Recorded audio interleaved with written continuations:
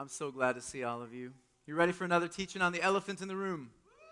Did you see our awkward elephant when you walked in? Good. He's slowly dying. Need to start patching this poor guy. Yeah. The elephant in the room. We've been talking about prayer and submission. We talked about simplicity, all these awkward things that we just don't know what to do with. We talked about the fact that so many of us, we know a lot about God, but so many of us, we don't really know Him. We're not in an actual saving relationship with Him, and it's gotten awkward. We'll talk about Him. Just like talking about a lover that you actually aren't in a relationship with, you just heard a lot about. It's gotten weird. And so today we're going to talk about a subject that I struggle with. Are you ready?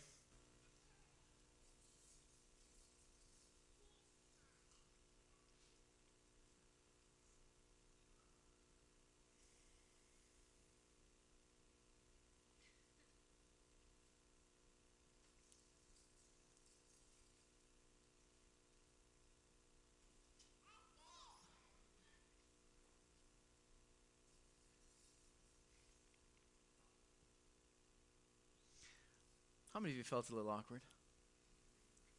Raise your hand. Silence is terrifying. For people like me who just drown ourselves in noise, silence is weird. It's one of these things in our culture that we just don't get much of. One of my favorite quotes is from T.S. Eliot. He says, "Well, where shall the world be found? Where will the word resound? Not here. There's not enough silence." Think about that. In your own lives, do you take time for silence? Because in our world right now, it's just filled with chaos. There's so much noise going on. And we have to try to fill it. We always try to fill it. Eliot says, to hear God's voice in our culture is a difficult thing. To let His word resound, to penetrate our heart, we have to get out of the noise. We will do just about anything to cause noise in our lives so we don't have to deal with silence. Here's what I'm learning about silence. Silence is scary for most of us because silence is when all of a sudden all those issues that you've been trying to keep down, you've been putting them under the rug, silence all of a sudden causes you to have to deal with them. You pull the rug up, and there it all is. The stuff you've been trying to hide under the surface. Is this uncomfortable for anyone but me? A little bit. In the silence, we have time to think about that relationship that needs restoring. This is not a popular conversation, by the way, in churches. I talked to a couple friends about it. I said, I'm going to talk about silence. They said, what? You know people don't like that, right? This is your second time up in the new place. You're going to talk about silence? I think so. Looked at me like I was crazy. Silence is uncomfortable. It's uncomfortable. In 1 Kings, let me take it there. Elijah, he's pretty sure he's the only prophet left. He's dealing with all of this pain, persecution, and he's saying, Lord, where are you? I'm in so much pain. I'm so frustrated. Where's your voice? Where does your voice resound? And he goes up on this mountain, and he says, Lord, where are you? Where are you? And what happens? We're told he goes to the fridge, right? Was God in the pickles? Was God in the casserole? Not so sure. It was a vegan dish. Was he in the Godiva chocolate? Some of you think so. We're told no. When he's up there on this mountaintop, we're told Elijah, he doesn't hear God in any of this stuff. We're told he hears God's voice, not in the wind, not in the fire, not in the earthquake, but in the stillness, in the silence. That's when Elijah hears God's voice, in the stillness. I want to ask you a question. I want you to think about it for a minute. When is the last time that you took time to just sit in silence and not fall asleep, but took silence and just said, okay, Lord, I want to hear your heart. and you listened. When's the last time you did it? For many of us, I would probably have to say most of us. This is really tough. We say, oh, I'm so busy, I can't afford to do that. Elliot, Elijah, Jesus, they would say, you can't afford not to do that. Let me give you more. Jesus says it's important that we take time in silence and solitude. I want to give you some application. You guys ready for it? Because again, it's very easy to talk about these things in a very abstract way. Let me give you some application. You ready? If you got your notes, take it out. Here we go. Number one, how many of you drive your cars and find that you have a lot of time by yourself in traffic? When I moved here from Washington, I was blown away. They said, yeah, the traffic's kind of rough. I was like, okay, what does that mean? To go 3 miles, it takes you 40 minutes. It's like, what is this? I don't know if I have enough gas. We have these tiny moments of silence and solitude. Take these tiny moments. Take advantage of these little solitudes that you get every day. Instead of cranking the music up in your car, distracting yourself with noise, try this just a couple times. On the commute to work, turn the radio off and say, Lord, I got some free time. I just want to listen and just talk with you a bit. Here's some things that have come to the surface. I don't know what to do about them.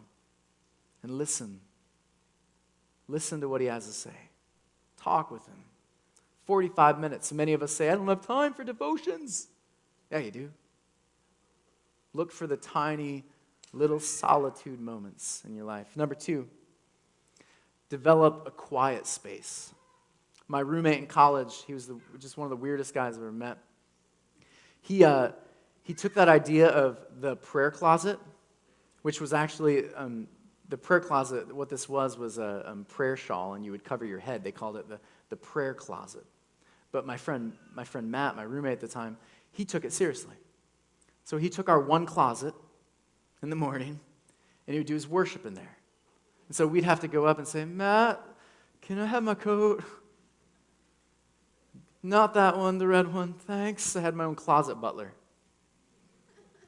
But Matt understood it's so important to find a quiet place in your house. Somewhere where you can just, this is where I sit and this is where I kneel or whatever it is. It's my quiet space. Whatever it is.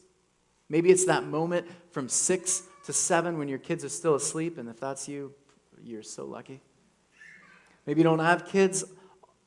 You have some time. You have some space. Make that your lazy boy chair, space, quiet time area, whatever it is. No one touches my lazy boy. My lazy boy, that's mine. It's ordained. Whatever it is, find a quiet space for silence to listen to God. Number 3. This is the hardest thing in the world for me. Simplifying your speech. Let your yes be yes, your no be no. We talked about this when we talked about simplifying. How many of you tried simplifying your speech that week? I got quite a few emails from some of you. It's difficult. Because we want to justify ourselves sometimes, don't we? It's the hardest thing in the world to do, to lay down my need to show how right I am. Learning to just say, okay, I'll listen, simplifying what I'm saying, keeping it very simple. This way you'll find yourself having a lot more power in conversations. You'll have a lot more compassion, and people will have more compassion with you.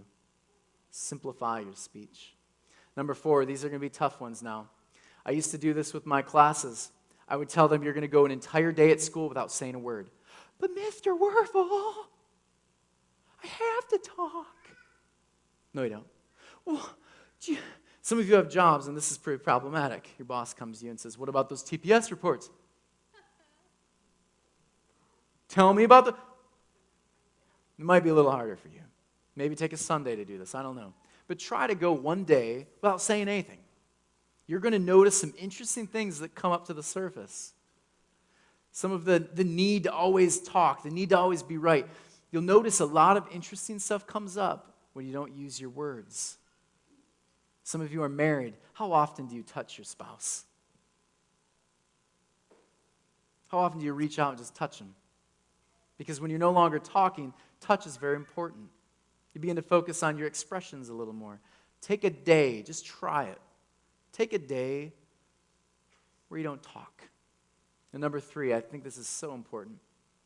Get your calendar out. Get your calendar out and find one day. Number 5, look for one day that you can schedule a getaway just for you. 1 or 2 days, just get away. Spend silent, quiet time with God. Camping is great. Camping is a great opportunity to do it. After you get the mess of your tent up and you're ready to just throw it across the river or whatever you get, you relax and you sit and you just realize you're all by yourself and you have this silent, quiet time with God, and he begins to reveal things to you. It's beautiful. Jesus was constantly seeking solitude and silence with the Father. I want you to try this as a community of believers, because it's awkward, it's difficult, it's not the easiest thing in the world to do, to say, I'm going to take silence and just listen to God. I'm going to take time to hear his voice. When we begin to do this, we no longer ask questions to others. I don't know what God's will is. Yeah, you do now. You've been listening to it all along. I don't know what to do in this situation. Yeah, you do. He's revealed it to you. Listen. Take time in silence. You will find you'll not be worn out every single week when you get home on Friday. You'll actually have more energy. You're taking time to understand the God of the universe, to listen to his voice. He wants to talk to you. Take time in silence. Jesus did. Try it this week. There will be powerful things that happen in your lives when you do.